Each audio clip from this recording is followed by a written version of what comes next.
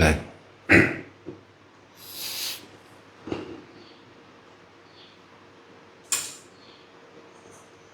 วันนี้ก็สิมีการบวชภิกษุภิกขุ2เมซี่เท่าไรวะ2หรือ3 2เนาะบวชเมซี่2การบวชคือการนำตัวเองออกมาฝึกหัดตนเองข่มใจออกจากอุปนิสัยในความเห็นแก่ตัวที่มันเคยชินในการขาลักหรือประพฤติผิดตามอำเภอใจแห่งตน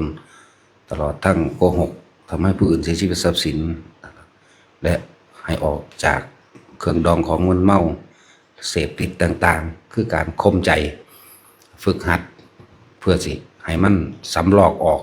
ทั้งเบิดนั่นแหละการบวชมีความหมายคือเพื่อให้พ้นออกจากทุกข์จากการเวียนว่ายแต่เกิดนั่นแหละ เพราะว่าเรา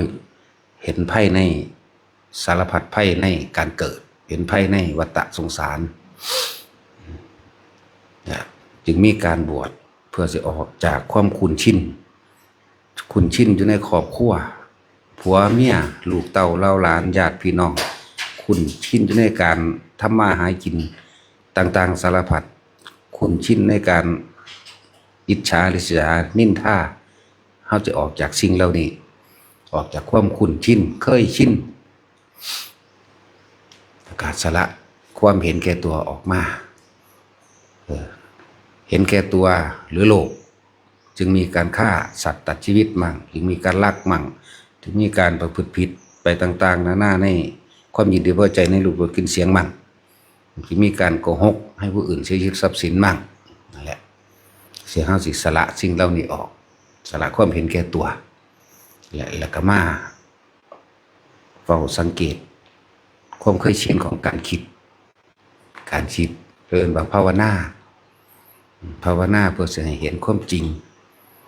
ที่เฮาเป็นอย่างคือถูกพอยึดมั่นถือมั่นกับสิ่งใด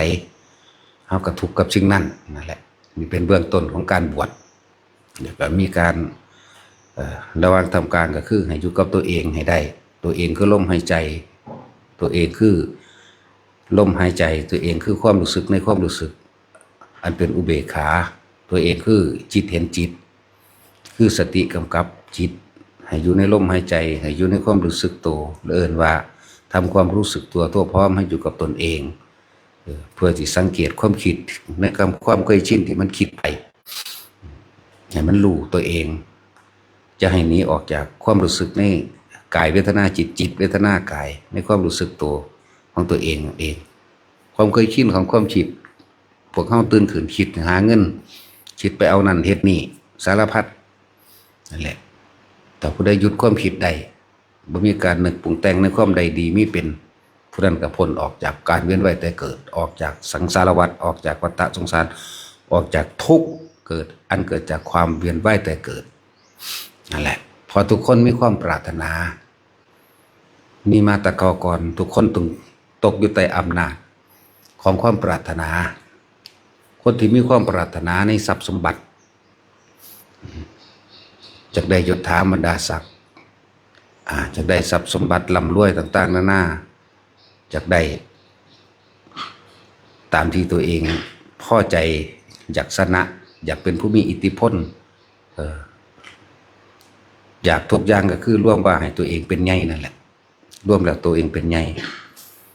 คนที่ตกอยู่ใต้อำนาจทั้งความร่ำรวยตกอยู่ใต้อำนาจของความยศถาบรรดาศักดิ์อยู่ในความเป็นผู้มีอำนาจข่มผู้อื่นได้คนพวกนี้ก็เลยเวียนว่ายแต่เกิดอยู่กับความปรารถนาและสิตกอยู่ใต้อำนาจและอิทธิพลของหมู่เทพเทวดาอินทร์พรหมและพระเจ้าทั้งหลายที่เข้าใจว่าทำตามความเชื่อที่ตัวเองมีความเข้าใจว่าจะจริงจึงมีการทำบาปทำการมากมายต่างๆนานาสารพัด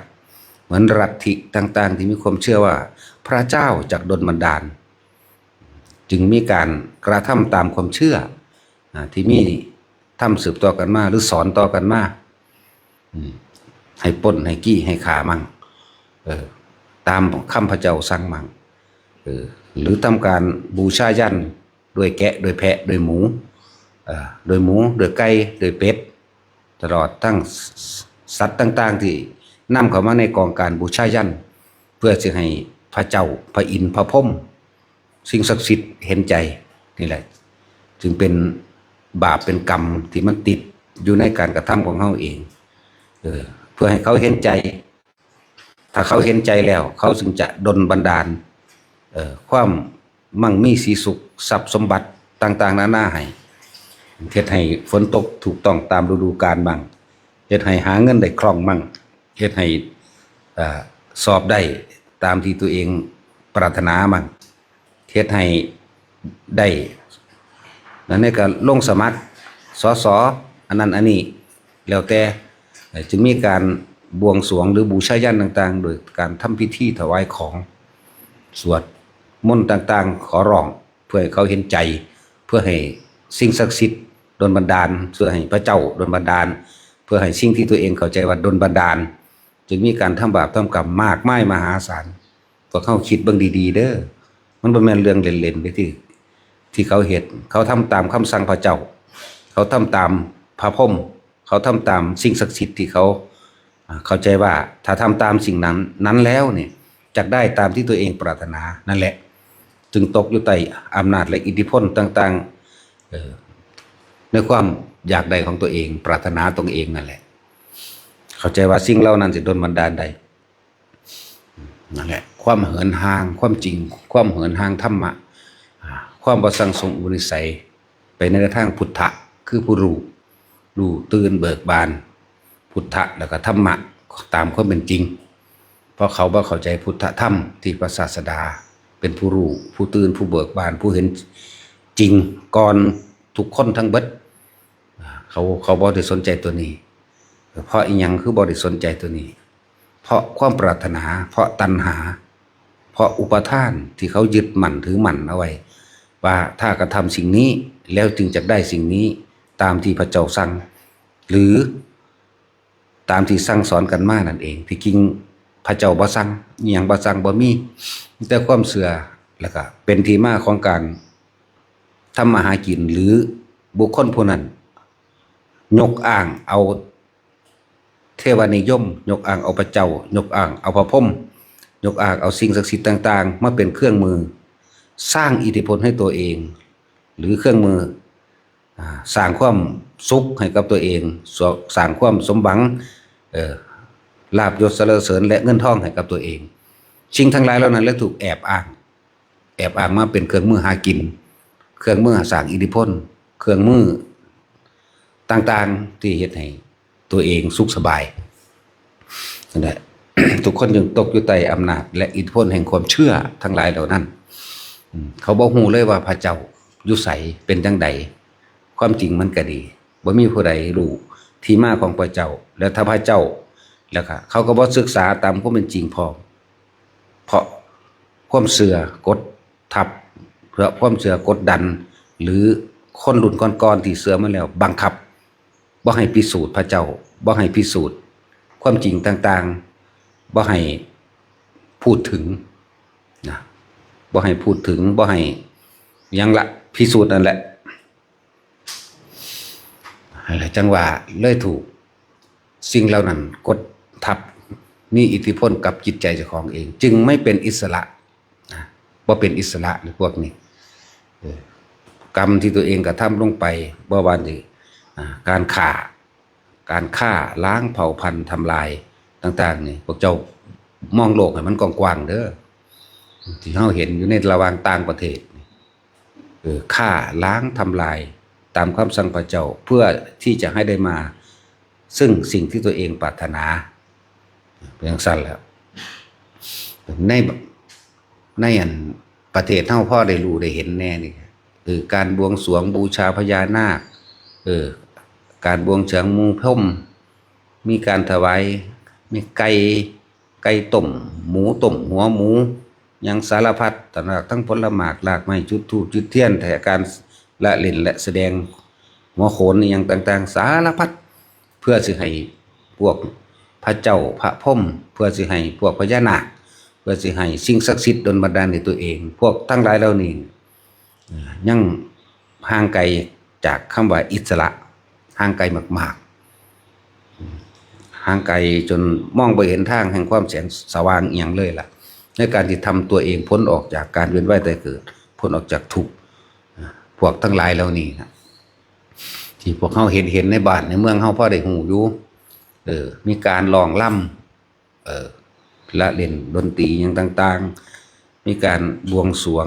บูชายันต่างๆหรือการขางัวขาควายก็มีขาหมูหรือหมูดำหมูแดงไก่ดำสารพัดแต่สิสรรหามาเฮ็ดและถวายหัวหมูของต่างๆหนึ่งไก่เต็มเรียงรายล้วนแล้วแต่การที่จะเอาชีวิตผู้อื่นไปบูชายันเพื่อที่ให้ตัวเองพบความสุขสมปรารถนาไม่มีเป็นไปบ่ได้และเขาว่ารู้ความจริงตัวนี้ดอกเฮาอย่าขาดออกจากเทวนิยมเฮาเลิกขาดออกจากพระเจ้าเฮาเลิกขาดออกจากสิ่งศักดิ์สิทธิ์บ่ได้บ่แหละถ้าเฮาเลิกขาดออกบ่มีความเชื่อว่าสิ่งทั้งหลายเหล่านั้นจะดลบันดาลให้ได้นั่นแหละหนทางแห่งความเป็นอิสระสิเกิดขึ้นกับเฮาเองถ้าเฮาเลิกขาดอย่าขาดหมดความเชื่อหมดความเคารพนับถือหมดการบวงสรวงบูชาเทพเจ้าอินพรหมและพระเจ้าต่างๆสารพัดเฮาสิเริ่มเป็นอิสระแล้วเฮาสิเมื่อเฮารู้ความเป็นจริงว่าทุกสิ่งทุกอย่างได้มาเพราะการกระทำของเราเองเป็นอิสระทันทีเลยจากสิ่งศักดิ์สิทธิ์ทั้งหลายเหล่านั้นทั้งหลายเหล่านั้นมันบ่ได้ศักดิ์สิทธิ์มันบ่ได้สามารถสร้างความจริงให้เฮาได้สร้างความสำเร็จให้เฮาได้ศักดิ์สิทธิ์มันแปลว่าสำเร็จแต่คนแปลบ่ถูกซื่อเอิ้นว่าพระเจ้าน่ะศักดิ์สิทธิ์พระพุทธเจ้าก็บ่แม่นสิ่งศักดิ์สิทธิ์บ่แม่นสิ่งที่ดลบันดาลความสำเร็จให้เฮาได้เพิ่นสร้างบารมีของเพิ่นเองเพิ่นเป็นผู้สำเร็จโดยตัวพระองค์เองคนก็เลยเอิ้นว่าเป็นสิ่งศักดิ์สิทธิ์ที่จะดลบันดาลความสำเร็จให้เฮาได้บ่แม่นแบบนั้น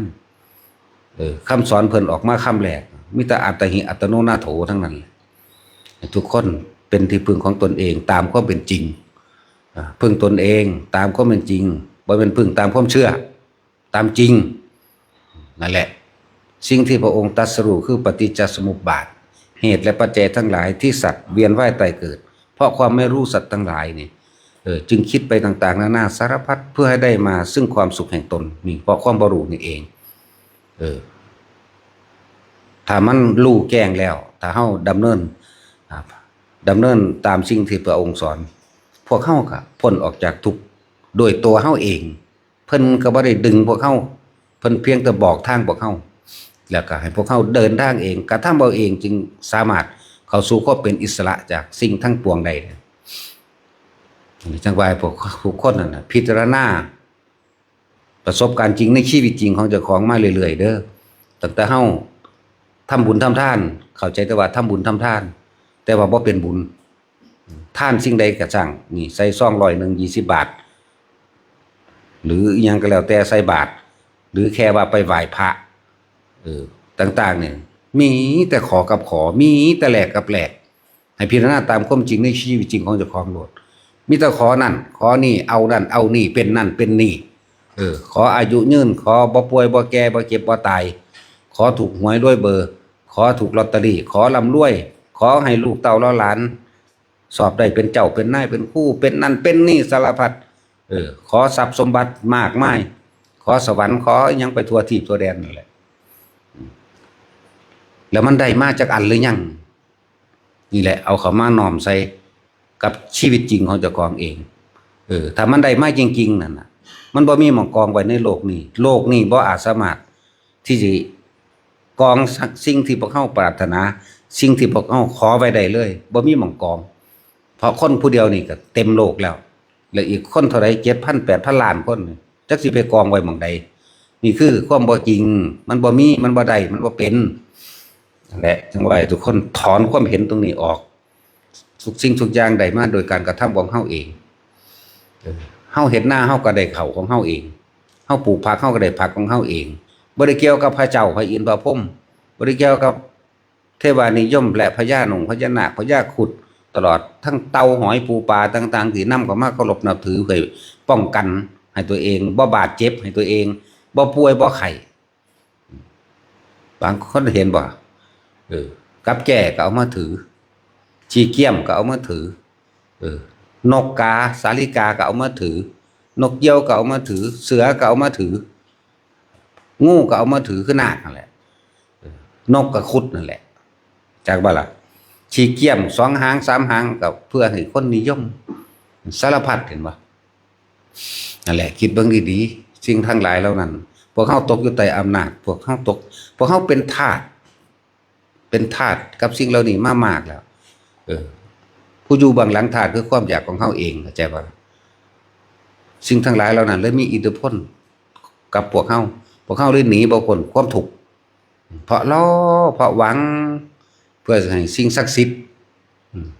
พระอินทร์พระพรหมและพระเจ้าดลบันดาลนั่นนี่ถ้าพระเจ้ามันดลบันดาลได้จริงโลกนี้บ่มีคนทุกข์มีแต่คนรวยเสมอกันบ่มีคนป่วยพร้อมแล้วก็บ่มีคนตาย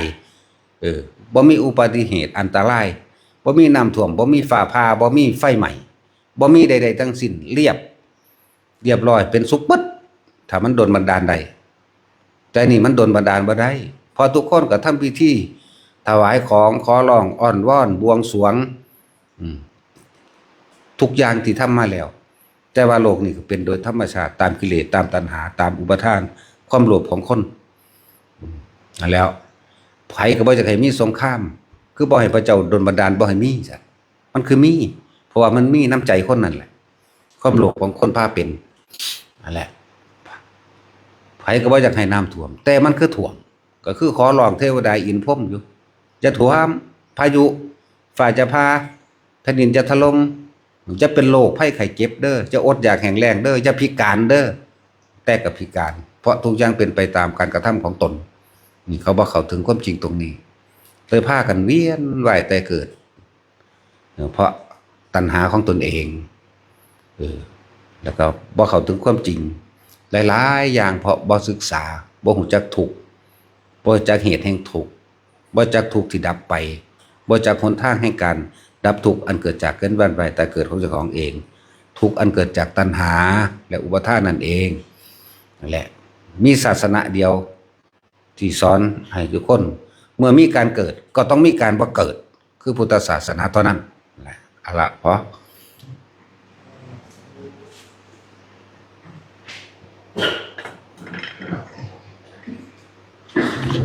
ยะถาวาริวหาปุราปาริปุเรนติสาคารังเอวะเมวะอิโตทินังเปตานังอุปกัปปติอิติตังปฏิตังตุมหังคิปะเมวะสมิจันโตสัพเพปุเรนโตสังกปปา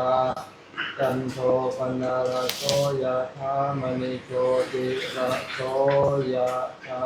สัพพิติโยวิวัชชันตุโกวินาศตุมาเต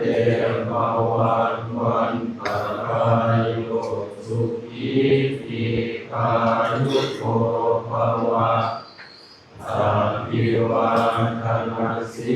ริสานิจังพุทธาปัจจายโนสัทธาโรธัมมาวันตันติอายุวันโนสุขังภาลังวัตถุสัพพมังคะลังรักขันตุสัพพเทวตาสัพพพุทธานุภาเวนะปัฏฐาสุขีภวันตุเตภาวะตุสัพพมังคะลังรักขันตุสัพพเทวตาสัพพธัมมานุภาเวนะสัทธาสุขีภวันตุเตภาวะตุสัพพมังคะลังรักขันตุสัพพเทวตาสัพพสังฆานุภาเวนะสัทธาสุขีภวันตุเต